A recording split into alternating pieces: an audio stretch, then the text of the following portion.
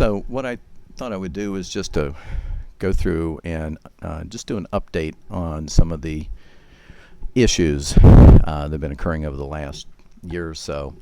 And the most recent, it was December 15th, I believe, Clinical Infectious Disease that just came out this last week, has a really nice collection of articles that discuss the CDC's 2010 STD treatment guidelines and some of the thought behind some of the recommendations.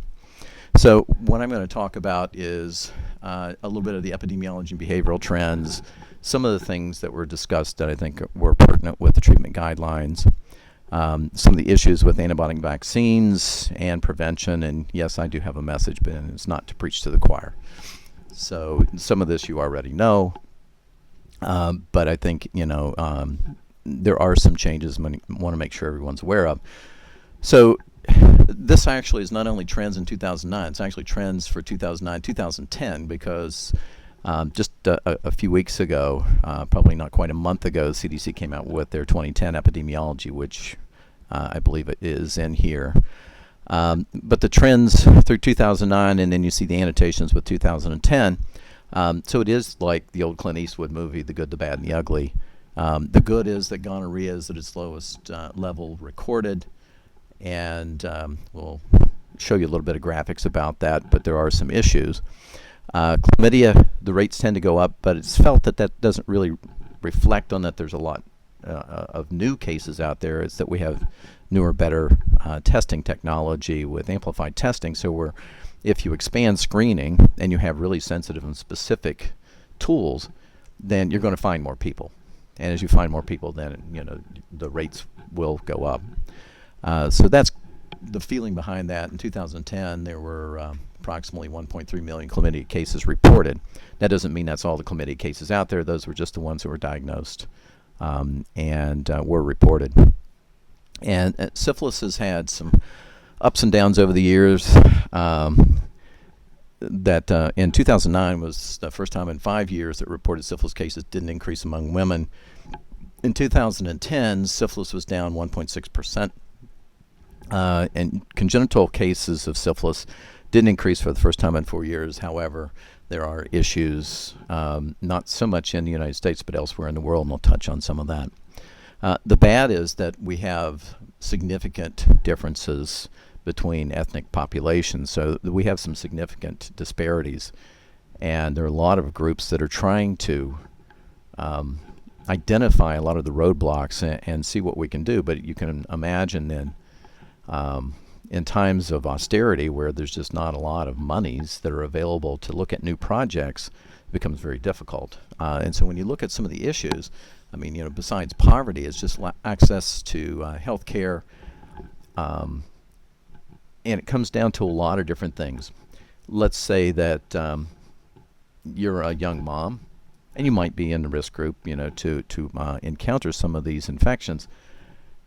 And if you were having symptoms or not, and you needed to go to a clinic, you have 2 or 3 young children, you have no transportation, you live about 6 miles away from the clinic, and a bus stop is 3 or 4 blocks away. So who's going to watch your children? If you have to take them with you, where are they going to go in the clinics? How are you going to get there? And then it's time to get back, and it becomes very complicated. So there are a lot of roadblocks, and that's just one of many, many examples. We know that sexually active adolescents and young adults are at increased risk for STDs when you compare them to older individuals, with few exceptions, and that there are issues that we're going to talk about, especially with syphilis.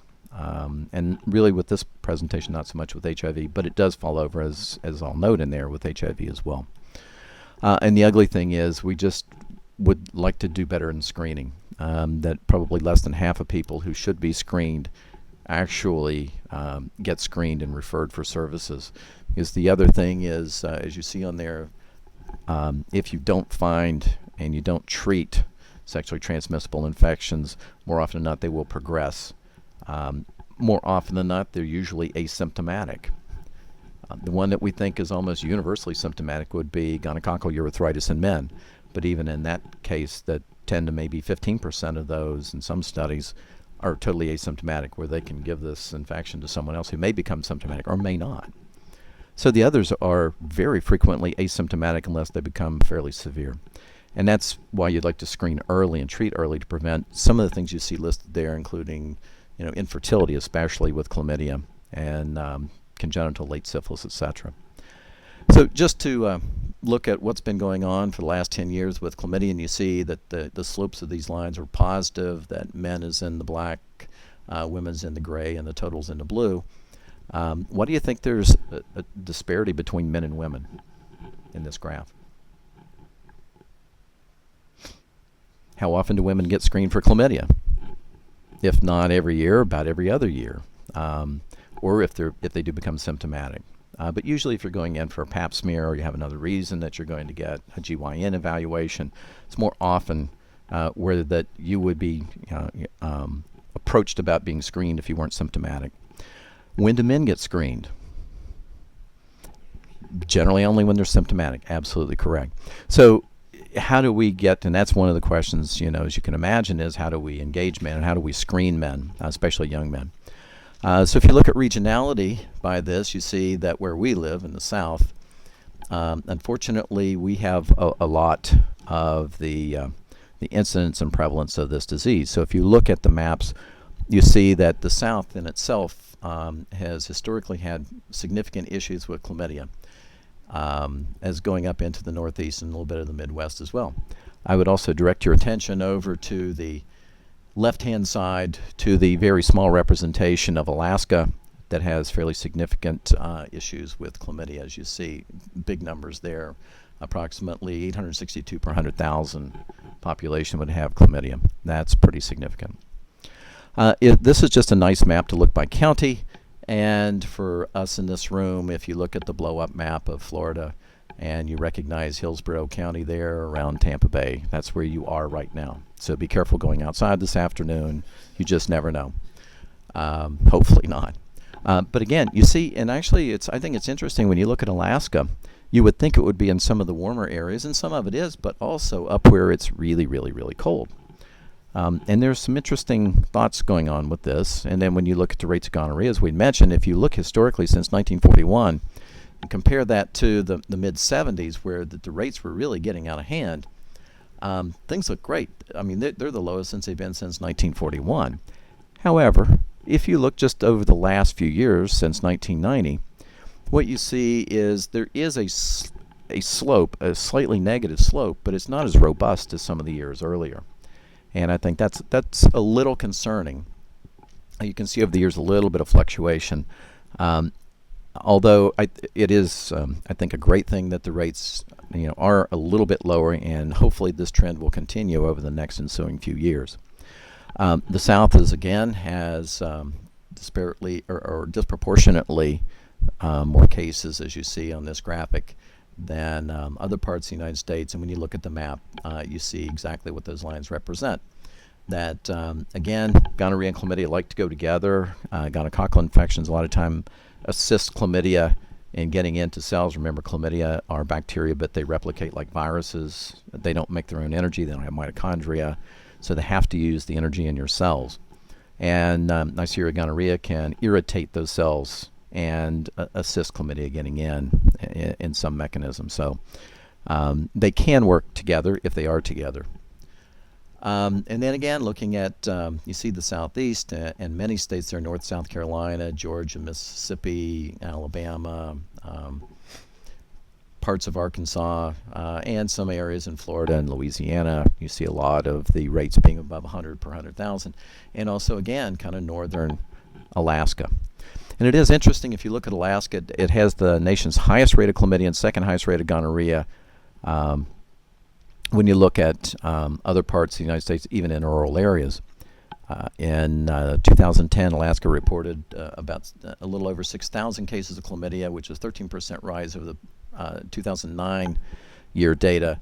And the case rate of 849 per 100,000 population was more than 2 times the national rate of 417 per 100,000.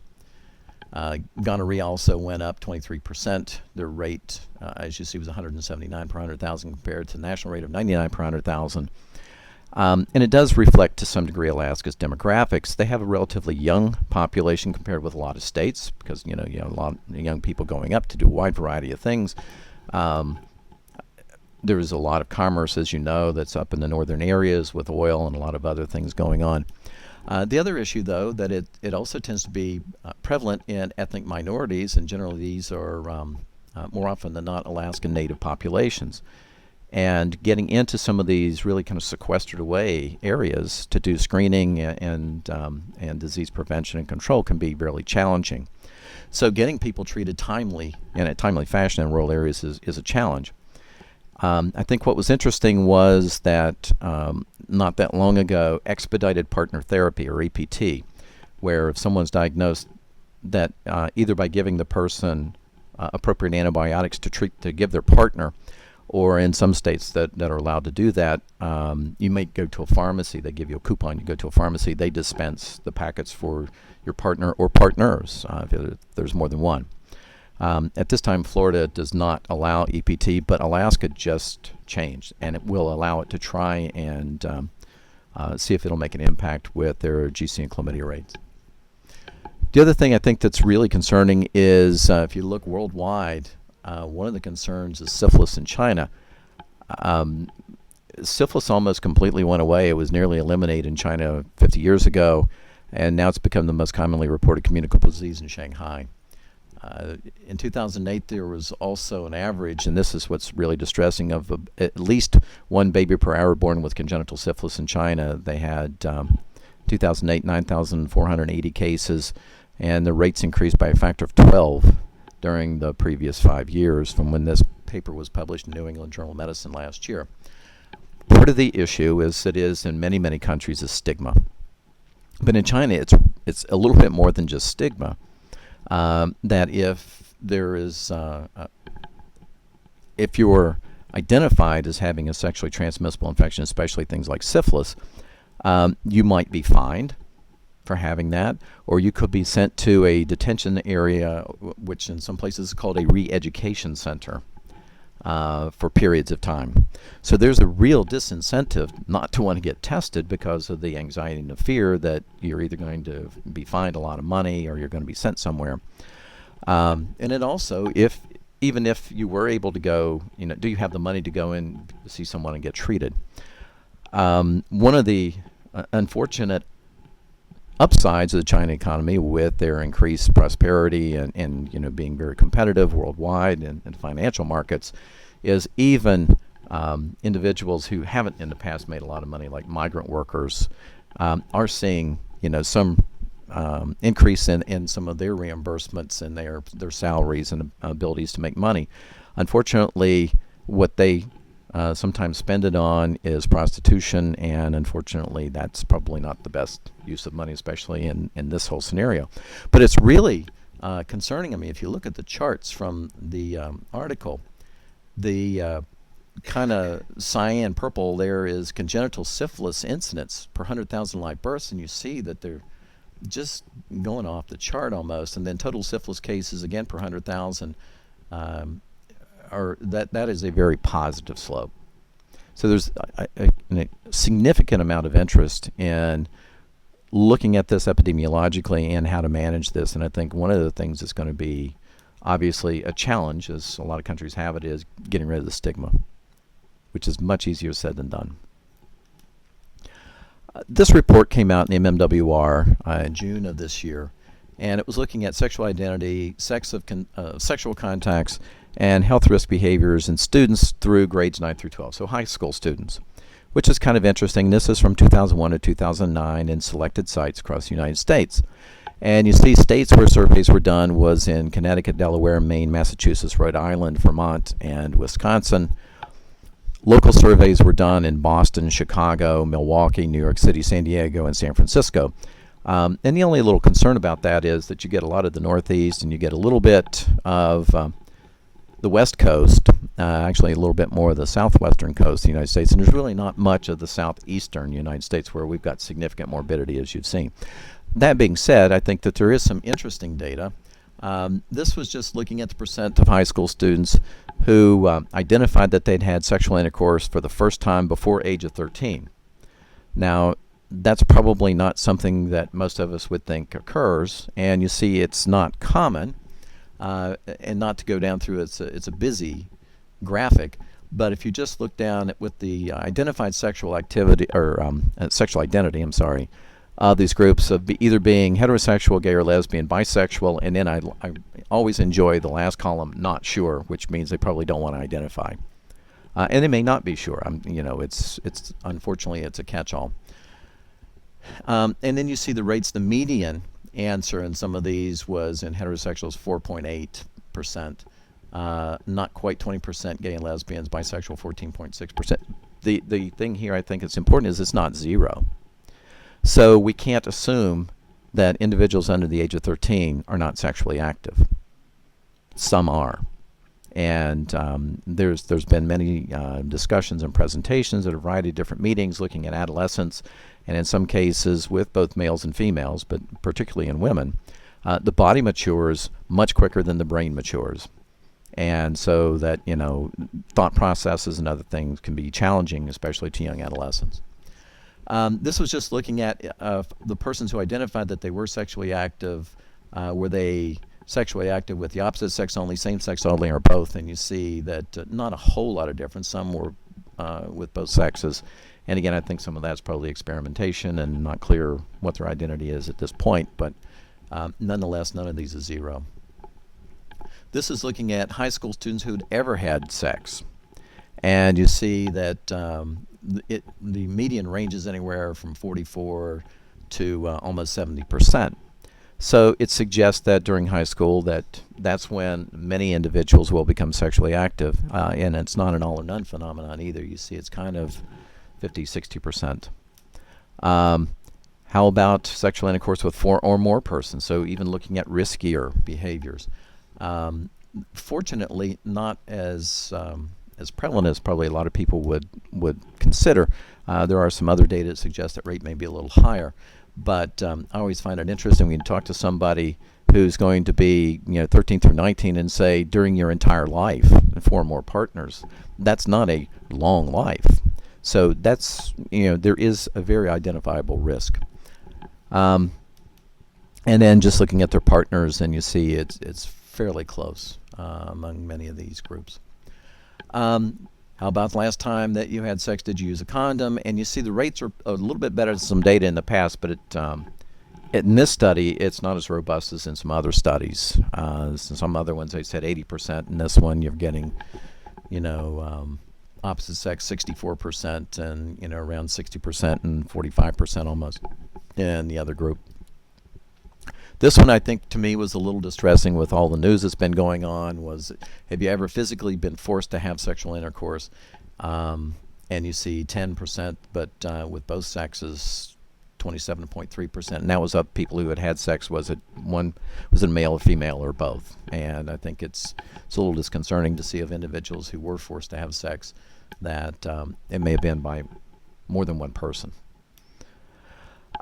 This was a very interesting study, I thought, as well, and was a prospective study. A lot of these are retrospective analyses, looking at a lot of compiled data.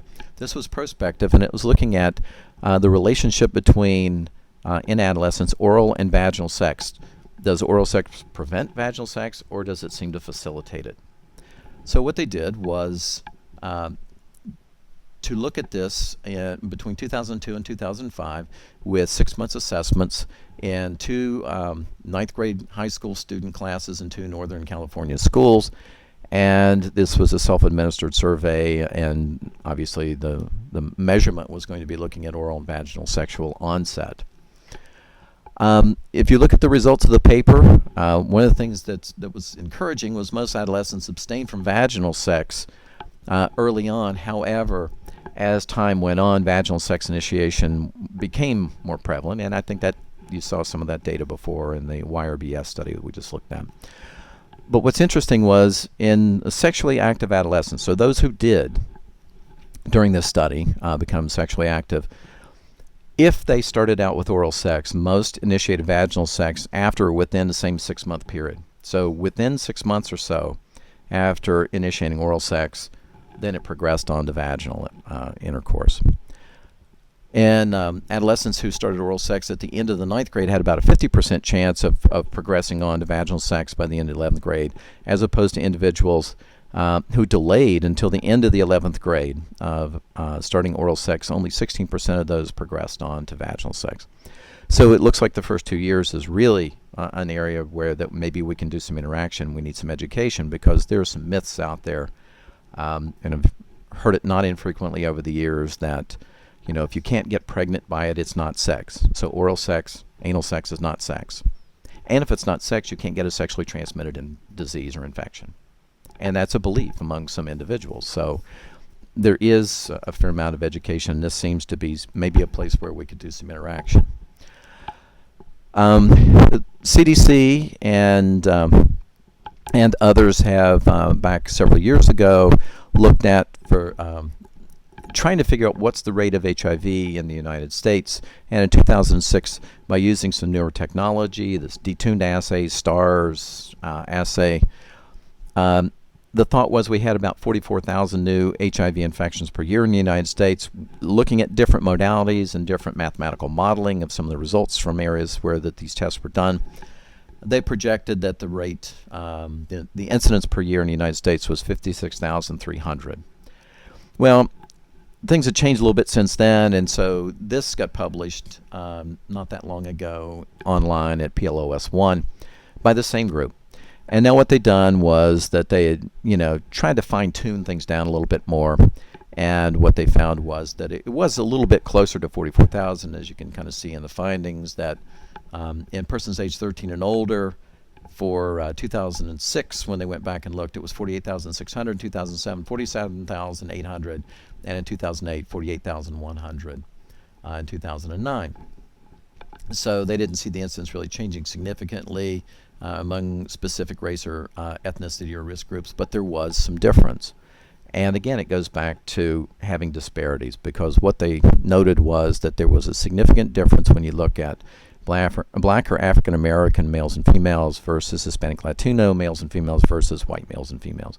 The rates were significantly different.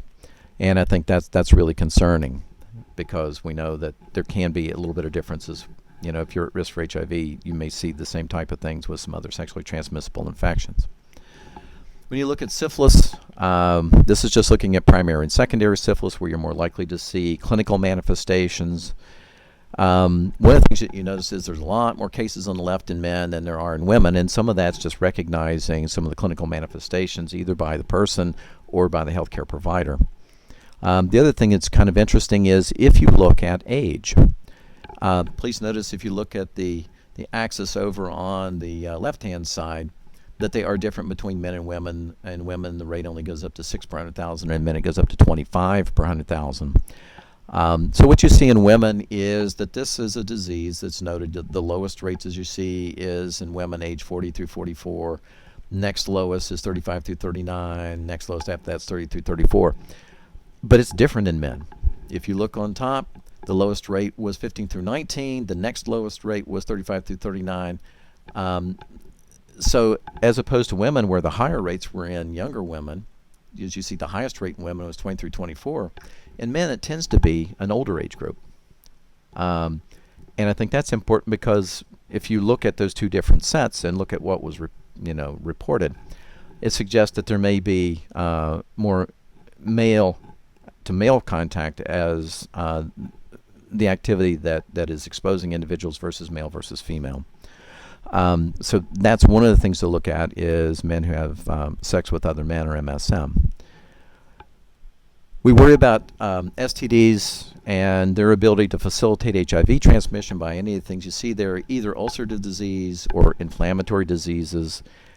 They do really facilitate things. So if you have someone who doesn't have HIV and you make a hole in skin, or it's really inflamed, CD4 positive lymphocytes and other CD4 positive tissue that's in areas is a lot more likely to get exposed if there's no mucosal covering, or if it's inflamed and there breaks some mucosa.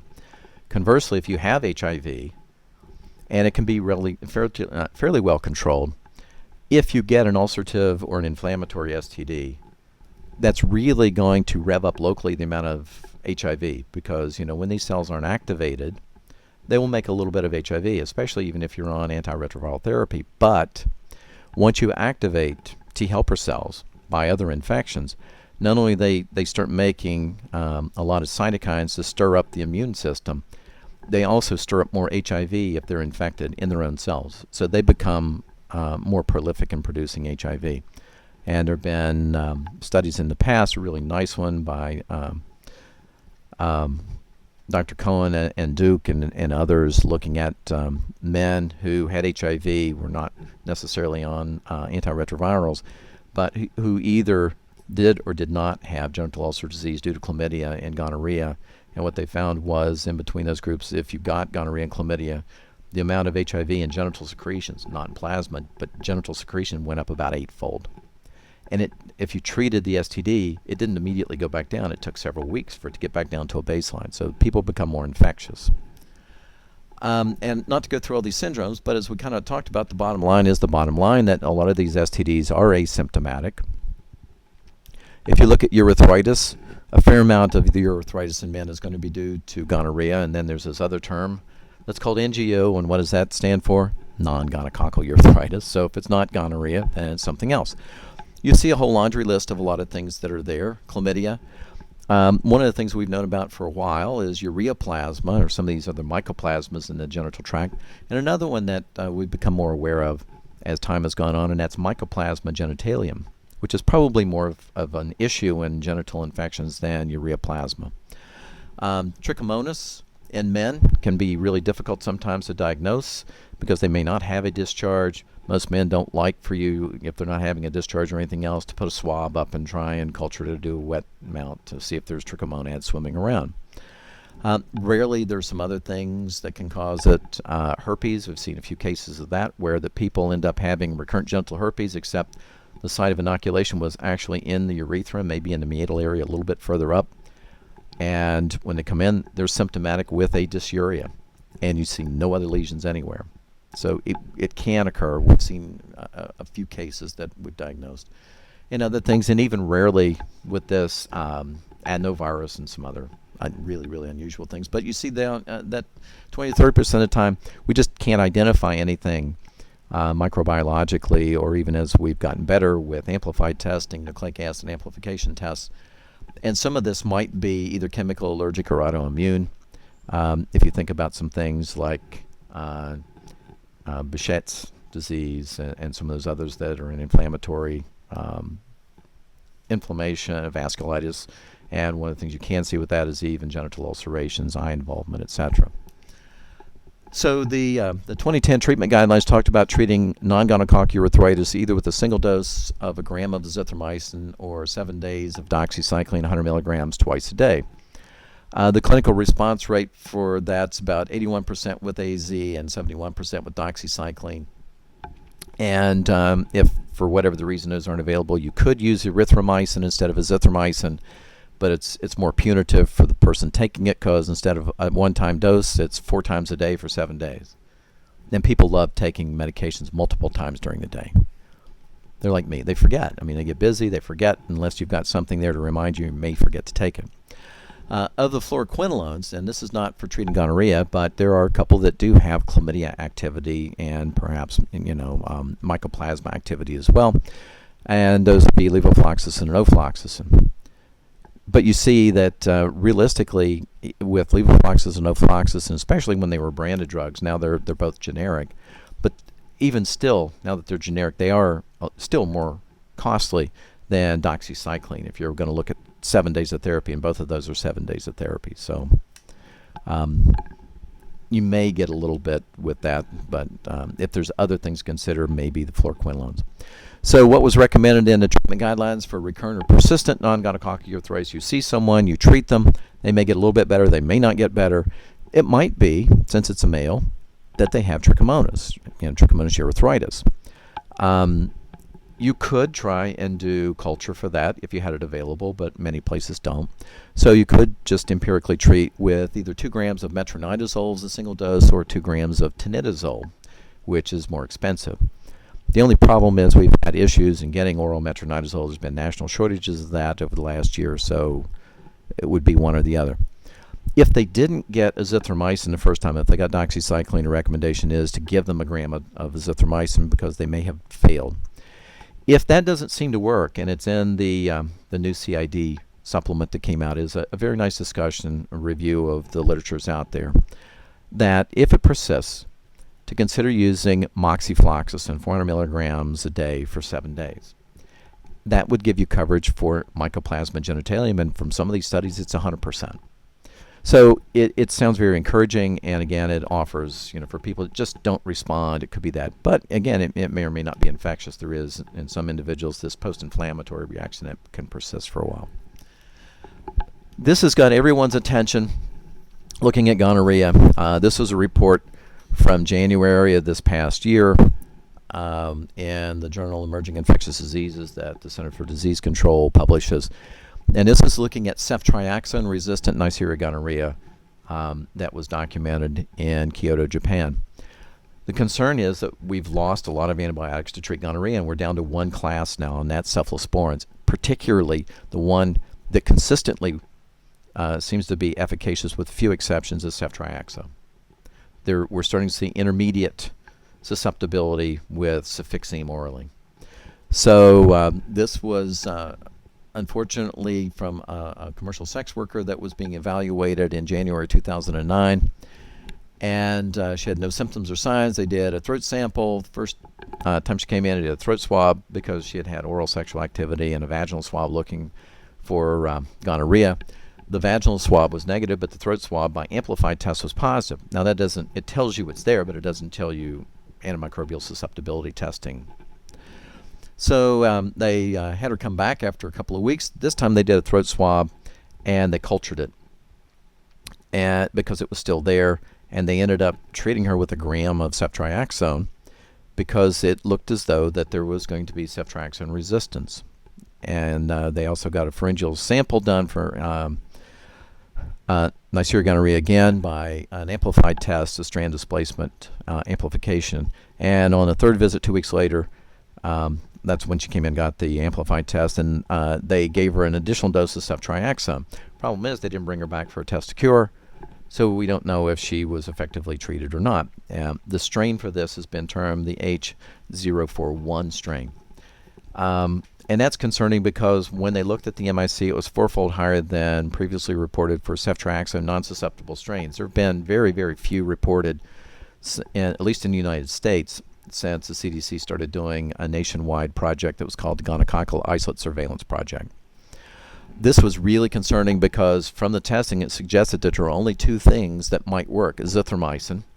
The issue with azithromycin is we've seen gonorrhea strains since the late, or the early 2000s, like 1999, that were intermediately susceptible and some resistance in part of the west coast of the United States. So there's anxiety about saying, okay, well, now our next best drug is going to be azithromycin because it's on the verge, if we use way too much, of selecting out resistant strains as well. The other one that looked like it would work is spectinomycin. The only issue is spectinomycin basically stopped production. It was originally an Upjohn drug, and then there was a merger with Upjohn and Pharmacia many years ago, and Pharmacia had quit making it, then started making it again because there's not much else that you could give a woman who's pregnant who has a type 1 allergic reaction to penicillin, because you can't treat with doxycycline, you can't give fluoroquinolones, and we needed something that would work, and spectinomycin actually is very effective and not contraindicated in women. But then Pfizer bought Pharmacia, and in November, I believe it was November of 2005, they stopped making production, and early in 2006, what was left that wasn't used expired. So we haven't had spectinomycin in the United States since that time period. So what does that tell us? We don't really have a lot that we can bank on. When they looked at this H041 strain, they found that the DNA was similar to some other strains like this ST7363 suffixing resistant strains, and it was totally non-distinguishable from other suffixing resistant but ceftriaxone susceptible strains. The question is, we don't know how fit the strain is. Is this something that you'll see this occasionally, something happens and you might see a few cases and then it just seems to go away, and we don't understand why it came and what made it go away. But there's this history of resistance that, just to kind of give you a little flavor for it, this is back in 1986. The STD treatment guidelines in 1985 basically said penicillin and penicillin, other penicillins like ampicillin, amoxicillin, procaine penicillin, etc., quit working to treat Neisseria gonorrhea because that they started making beta-lactamase. They made penicillinase. And as you can see, it talked about the United States and Florida, and at that time in 1986 we were having big issues, starting to see emergent resistant, penicillin-resistant Neisseria gonorrhea. Fluoroquinolines came out on the market. They were great. Single-dose treatment tended to work really, really well. And you see, this was back in 2000, MMWR talked about quinolin-resistant Neisseria gonorrhea in Hawaii in 1999, and as what I already mentioned, azithromycin decreased susceptibility in Missouri. By 2002, we saw it leaving Hawaii, making it to the west coast of the United States, and it didn't take until April 13th of 2007 when the CDC said, unless you are getting antimicrobial susceptibility testing and you know that this strain is susceptible to fluoroquinolones, you shouldn't use them. For empiric therapy, they're really not indicated, especially where we saw higher rates in MSM, and not to be used, obviously, in pregnant women because it's a fluoroquinolone. So this is a real problem for us, and the other issues that we have worldwide is antimicrobial resistance to other gram-negative bacteria. And I think that's what's a little concerning for me, is that we're seeing, as multi-drug resistant gram-negatives like Klebsiella, E. coli, Acinetobacter, Enterobacters, even some of these you've heard about with the New Delhi metallobeta-lactamase, the NDM1 strains, and a lot of other resistance mechanisms. I really would like for that not to happen with Neisseria gonorrhea. And the problem is we don't have very many antibiotics that are poised to come out to assist us anytime soon. So we just have a really lean antimicrobial pipeline. So the recommendations at this time is not to use 125 milligrams for uncomplicated gonorrhea, but to preferentially use injectable ceftriaxone at a dose of 250 milligrams IM. And if you just don't have it and you can't get it, then they say, okay, 400 milligrams is Cefixime orally. That and this is what confused people somewhat, and either a gram of azithromycin or doxycycline 100 milligrams twice a day for 7 days. There was a little confusion because people were thinking that, well, does this mean that our tests for chlamydia aren't really reliable and we're just going ahead and treating like we normally would until the test results come back? For some people, this didn't really make that much difference because that's what they do, because their NAT testing looking for GC and chlamydia was sent, but they didn't have the results. So the reason to do this is to add additional antibiotics that act at a different site. So you have a cell wall active agent with ceftriaxone. You're looking at intracellular activity with azithromycin at the ribosomal and doxycycline at ribosomal area. So you're trying two different mechanisms to eliminate the bacteria. And that's the thought, that using both of these may hinder the development of ceftriaxone resistance.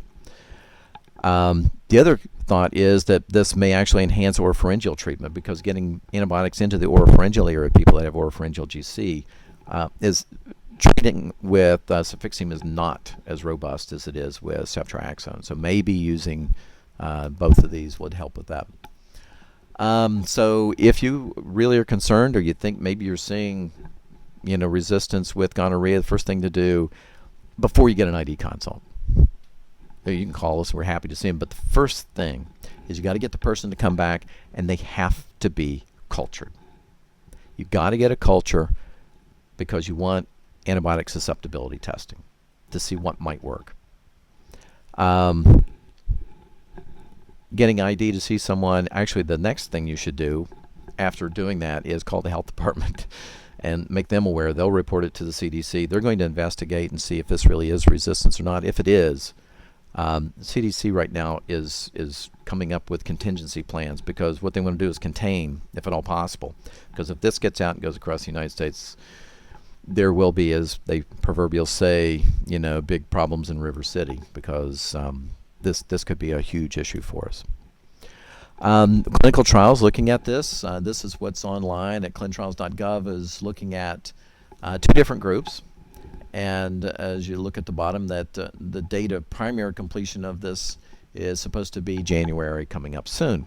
So hopefully we'll have some data looking at treating gonorrhea, not necessarily resistance. This is just overall treatment looking at efficacy of azithromycin at the standard 2-gram dose, which is FDA approved to treat gonorrhea, in combination with gentamicin at a dose of 240 milligrams IM, or 5 milligram per kilo dose for patients less than 45 kilos. The other group is 2 grams of azithromycin and gemifloxacin, which has lower MICs. And many people kind of looked at that with one eye kind of squinty, like, I don't know, it's a quinolone. So, but there are reasons to look at treating with both of those. But again, we don't have data, and hopefully we'll have data early next year. What about these tests? The tests are great. Nucleic acid amplification tests are wonderful, but remember, they're looking at a target. They don't tell you if the bacteria are alive or dead. They just tell you if they find the target. And that's why they're really good, because they don't depend on growth of the bacteria. They just tell you if the target's there. Each one of these, whether it's the ProbeTech, the Aptima test, or Amplicor, they have different things that they look at. And they're very sensitive, and you can use these even just to look at urine. And I think, especially in men, what would they prefer, a swab or urine? Most guys are going to pick a urine, unless they probably had too much to drink. Maybe they might want a swab, but I don't think so. However, you've got to keep in mind that if the bacteria changes the target, it can still be alive, but you won't see it. That happened in 2006 in Sweden, that there was a new variant of Chlamydia trachomatis, and what happened was that the target for this, that the test that they were using looked at, was a 377 base pair in what's called cryptic plasmid. So you have collection of DNA in the form of a plasmid, but it deleted the target.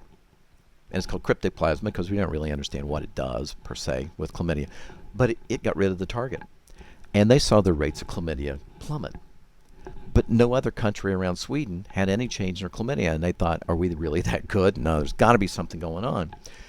So when they found that there was really nothing had changed in any other surrounding countries, then they started doing different testing, and then they started finding, the cases that they did not detect by doing it. So again, if something really dramatically changes and you notice that either gonorrhea or chlamydia just rapidly dropped off, maybe you should use a different test, just to confirm that really that's what's going on, or has the target changed.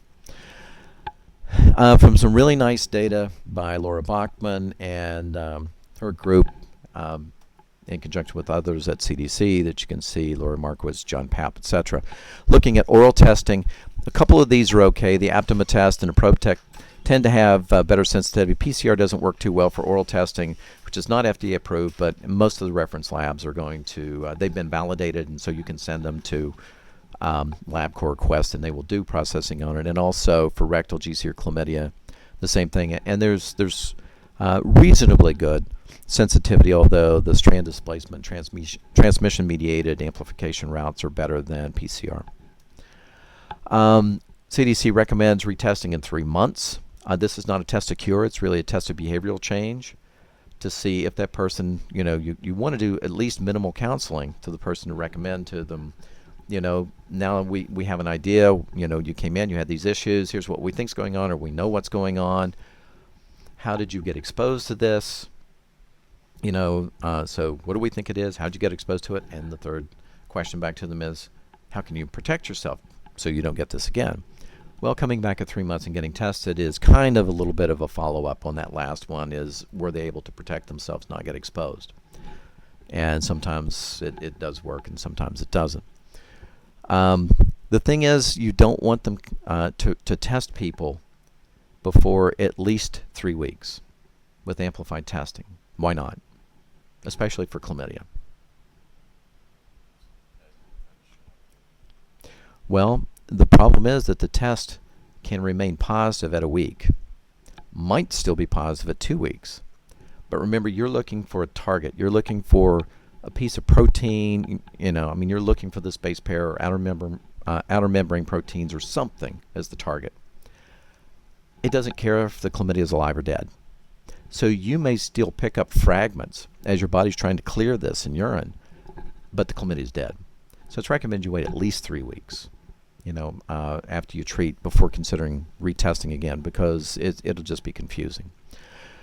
So, we know that some individuals will get reinfected, and testing your pregnancy actually, the state of Florida mandates that if you're a provider and you're caring for a pregnant woman, you are by law mandated that you screen for syphilis, gonorrhea, chlamydia, HIV. And there are penalties if you don't. And most people are really good at doing it first trimester, but they also tell you to do it third trimester. And that's where people get a little confusion, I think. Not to spend a huge amount of time, I'll just point out some things. Under the definitive diagnosis for syphilis, there's just not many people doing dark field microscopy. It's kind of, unfortunately, a dying art, and was really popular in STD clinics who had a laboratory, and a lot of those just can't afford to have a stat lab to do it. Unfortunately, there isn't a commercially available T. pallidum detection test for incubation. There are some laboratories that will tell you they can do PCR, but the PCR is on a lesion, and that's okay. But if they tell you that they can PCR blood and tell you if you have syphilis or not, there is no data for that, because we became aware of that a little over a year ago and started looking at data, and the companies that provide it, and they don't give you any literature supporting it. So be very, very wary of, oh yes, you can just send blood for, a T. pallidum PCR. Hopefully in the future, we'd love to be able to go that way, make everyone's life easier than doing serology. But it's just not there at this point, so be very wary. The other thing I'm going to touch on is this reverse serologic screening issues and confusion, and the management for HIV positive patients with syphilis is fairly similar, although follow-up is a little different than HIV negatives. And just to remind people about the potential for neurosyphilis and an MMWR back in 2007, when they followed HIV positive MSMs who had syphilis, about 1 in 50 or 1.7% went on to develop early symptomatic neurosyphilis. And out of 37 neurosyphilis patients who got followed up, who were very adequately treated, about a third of them had persistent symptoms at 6 months despite very adequate treatment. And most of the time it involved decreases in visual acuity or hearing, not so much paralysis, but that was noted rarely. But I also thought that the interesting thing of that report was that 53% of the neurosyphilis patients had no other syphilis symptoms that they could recall, and 24% didn't even know they had HIV. So that manifestation that got worked up, found to have neurosyphilis and then found to have HIV, was kind of a form first of their disease. So how do you work it up? Well, if they've got HIV, they're going to have abnormal spinal fluid. So that's not going to really help you if it's an HIV positive individual. If they're HIV negative, that certainly can be helpful. The CDC didn't really tell you exactly what to do. In the past, they said if it was an HIV patient with latent syphilis, you might want to consider a lumbar puncture. Obviously, if there's treatment failure, you should consider a lumbar puncture with HIV positivity.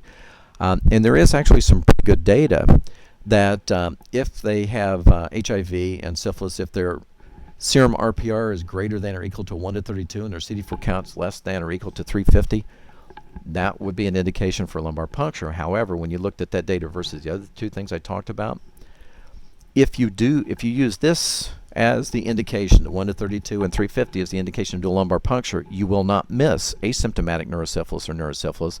However, you'll probably be doing an LP in roughly about 80% of the people that you would see.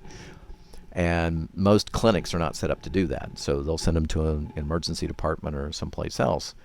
And that may just not be feasible. So they kind of leave it up to individual practitioners on basically what to do. And the other part of this is, unfortunately, unless you've got neurologic symptoms, that just having a CSF exam has not necessarily been associated with improved clinical outcomes. So, if you're not symptomatic, obviously you're not going to improve, you're not going to change, but you do need to be followed. This has been what we've been doing at the VA since 2004, is doing this, if you will, reverse syphilis screening, and we screen with an FDA-approved treponemal test, a confirmatory test. Blood banks do it all the time. The reason we started doing it at the VA was we don't have enough people in the laboratory to do an RPR, which takes you, for an RPR, roughly about 10 minutes or so to do. And if it was a day and you had 30 or 40 of these things to do, that's going to take up quite a bit of your day just doing an RPR, because you have to set it up on the card, put it on a card rotator, then you have to evaluate it, and it is operator dependent because you're looking at clumping in these different circles, if you remember how the test is set up. So it was a little easier for us. We calculated roughly that we saved 70% time, because what you do is you set up an enzyme immunoassay or chemiluminescent assay, although that's not what we do. We don't have the machinery for that. But you set it up in a card, basically, a 1632, 64 well card, and you put that in a machine. So it may take you, half an hour and an hour to set up the machine, if that.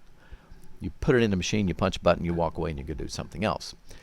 Then all we work up are the EIA positives. And, from past testing, you're going to find a lot more by this. You still might miss a few, but you miss more by doing RPRs from data that's out there. Anyway, this is what we've been doing basically because we didn't have enough people. Reference labs have started doing this too, by the way. It's created a lot of confusion because traditionally on the left, you got an RPR, and if it was negative, you quit. They didn't have syphilis. If it was positive, then you wanted a treponemal test. Looking at a wide variety of studies, it looks like the treponema pallidum particle agglutination test, a TPPA, is better than an FTA-ABS, which has been kind of the old gold standard for years. And that's also a nice automated test, so it relieves the operators of a lot of the time. So if it's RPR positive and the TPPA is positive, then it's syphilis. If the TPPA is negative, then it's felt to be a biological false positive RPR, and there's a lot of things that can do that. Well, so now we're using a treponemal test to screen, like an EIA or chemiluminescent type of a process. If those are positive, then you progress on, and it's recommended to get an RPR. What we do at the VA is actually reflex it to an RPR and a TPPA, because we want to make sure that this is not a false positive EIA, and they do occur. So then you're looking at, and this is what's been really confusing, is since we do both, if the EIA is positive and the TPPA is positive and the RPR is non-reactive, what do you do? It's still really actually not too clear. In the past, individuals recommended, if they've never received treatment in the past for syphilis, they just don't recall it, you can't find a document anywhere, you go ahead and treat them for latent syphilis. Why? Realistically, so they can say, I have been treated for syphilis. And if somebody repeats a test later on by the same mechanism, they can say, oh, okay. Because really there's no RPR to follow. And that's what we follow, looking at efficacy of therapy. So I think, there have been some individuals that aren't really happy with this because it's not as clean as the other testing we're doing. It wasn't validated between the two early on in head-to-head trials, but that's kind of what we've got. The treatment of choice for syphilis, it really hasn't changed. Drug of choice remains penicillin, really a long-acting penicillin, benzathine penicillin. Alternatives include doxycycline or ceftriaxone, but we really don't know what the optimal dose of ceftriaxone is. Usually recommendations are a gram, either IV or IM, for 8 to 10 days for early disease. I can guarantee you individuals do not like 1 gram IM of ceftriaxone. That's not really all that comfortable. You could use 2 grams of azithromycin. However, there have been issues with resistance. And it's just not really recommended in the United States. And actually, if you look at there's that really nice article in the recent CID supplement by Drs. Khalil Ghanem and Kim Workowski. Dr. Ghanem's at Johns Hopkins, Dr. Workowski's at Emory, and works with CDC, and actually Dr. Workowski went to medical school here. So it's a really nice review, and they talk about, azithromycin and the issues. If you were forced into saying, well, I really don't have anything else, it's not that you can't use it. You just really need close follow-up because there is a chance that it won't be successful. Trichomonas we kind of talked about. There's all kinds of things you could do in women. You could just do, if you didn't have any really resources, you had a microscope, you could do a wet prep and see if you see trichomonads kind of vibrating around. Excuse me. Not trying to cough at you, sorry.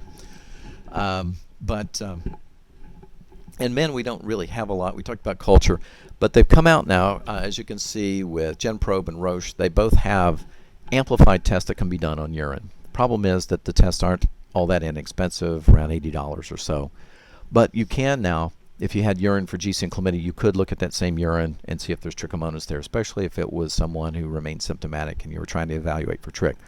So that is out there, and the guidelines really talked about for HIV negative individuals, there was no change in treatment, that 2 grams as a single dose generally works for most individuals. But in HIV positive women, the recommendations were to use longer course of therapy, to treat more like bacterial vaginosis with 500 milligrams twice a day for 7 days. The efficacy seems to be better with longer course therapy. If they're allergic to the 5-nitroimidazoles like metronidazole, tinidazole, then you're probably going to have to desensitize. Other things might possibly work. I mean, you could try some other things, but generally that's the most effective, and desensitization is probably the way to go. There's also talk about rescreening for trick at 3 months, and again, not necessarily test to cure, but just to see if they got it re-exposed again. If their partner didn't get referred, or no one was able to treat them, if this wasn't in Florida and in another state, with patient expedited partner therapy, they may not get adequately treated. So again, a little different disease in women, bacterial vaginosis. Really, the recommendations didn't change from what was in the past, but the big issue was with oral metronidazole was shortages. So it really interfered with us treating BV and Trichomonas, Clostridium difficile. I mean, a lot of different things with oral metronidazole because of the shortages was a problem. I don't know that it was as much of a problem with metronidazole gel. That would have been an interesting treatment for C. diff. No, it's not a recommended treatment. But in the guidelines, they talked about alternative treatments for BV, and that was tinidazole, 2 grams dose for 2 days, and a gram of tinidazole once a day for 5 days was added as an alternative for bacterial vaginosis. For recurrent BV, there's data that's out there that looks at twice weekly metronidazole gel. After you treat them, it's basically treating them nightly for 2 weeks, then going to twice a week metronidazole gel for 4 to 6 months. The efficacy in preventing reoccurrences was in the upper 80% from the data that's out there. So it works for many women. It's not perfect. The biggest thing is condom use can facilitate seems to be associated with prevention of recurrences. And that douching is not recommended for anything at this point. There is some very interesting data, by the way, coming out of University of Washington, Seattle, and from some from other individuals, but Gina Marazzo and Dave Frederick's group, in finding bacteria associated with BV that can't be grown, that you can find genetically by doing amplified testing, a variety of different test modalities. And I think it's really interesting because we're not there yet of saying it's a sexually transmitted infection. It's always been called a sexually associated infection. And I think people wouldn't be surprised that if it might not, or if it is a sexually transmissible one. The other was that there's no recommendations for doing screening for hysterectomy for BV and treating, or for a therapeutic abortion. I'm not going to spend a lot of time on HPV and genital warts, except to say that there has been one new treatment for genital warts that came out a couple of years ago, and that was using cinecatechins. The brand name for that was Verigen. They're a polyphenone E compounds. They're a derivative of green tea. It's a green tea extract. When I first heard about that, I thought, people are always going to try and do something on the cheap, and I could just imagine people, getting some green tea bags and wetting them and somehow applying them to areas which so far haven't seen, but knowing human nature as it is, it wouldn't surprise me. But this is an interesting compound. It's applied 3 times a day. It's a 15% ointment. It is associated with local site reactions, occasionally severe, like some other topical things. But it is not recommended for HIV positive individuals, immunocompromised persons, or persons with clinical genital herpes, because there's no safety efficacy that's been established, and that's in the product insert. We know about HPV vaccines, not to go into that, but of the strains that the vaccine covers, there's a bivalent and quadrivalent vaccines, whether you're looking at GlaxoSmithKline's product, which is a bivalent vaccine, or Merck's product, which is a quadrivalent vaccine. They both, for prevention of cervical cancer, look actually fairly good.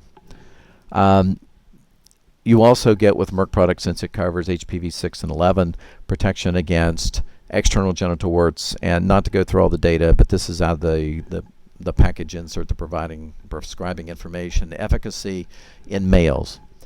So we have it, at least with Merck's quadrivalent vaccine, data suggesting use in both males and females. And also in the MSM sub-study for this, looking at the prevention in male MSMs, which is kind of redundant, but a prevention of dysplasia and even anal carcinoma. But there's controversies. We're still not clear because the vaccines haven't been out there that long. What's the durability? Are you going to need a booster?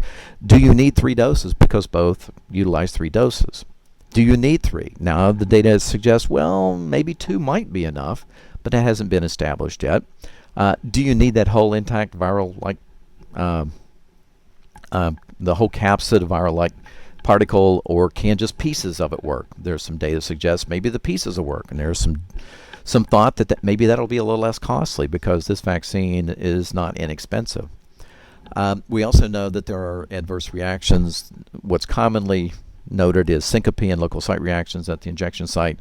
And for those of you who heard from a presidential debate that was in Tampa, there was some misinformation and some of the political insight or lack thereof with this vaccine associated with mental retardation that surfaced was absolutely not true. So again, that going back, and we've had issues with other individuals like Andrew Wakefield and others trying to associate vaccinations with other disease states like autism, MS, etc., that have just not been found to be the case by extreme scrutiny. What's applicable to this institution that we're at the Cancer Center, is that looking at HPV and outside the genital area and looking at the oropharyngeal area and oropharyngeal cancers. And I think this is really interesting and a concern because this data just came out, was printed ahead of time in a journal Cancer.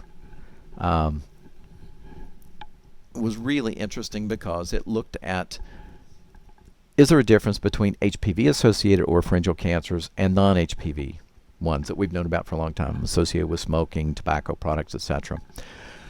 What they were able to do was to look at 271 oropharyngeal cancers that had been acquired and look at the HPV status from 1984 to 2004 that were collected by the 3 population-based cancer registries in the SEER Residual Tissue Repositories Program. And they didn't do just one HPV analysis. They did several. As you see, they used PCR genotyping. They used HPV-16 viral load and HPV-16 mRNA expression.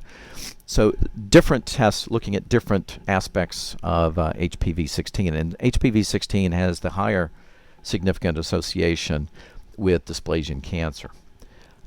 They did trends in HPV prevalence for 4 calendar periods that they estimated by using logistic regression. And it's interesting and concerning that when you look at the data, it basically was notable that HPV prevalence in oropharyngeal cancers significantly increased over the time of this data.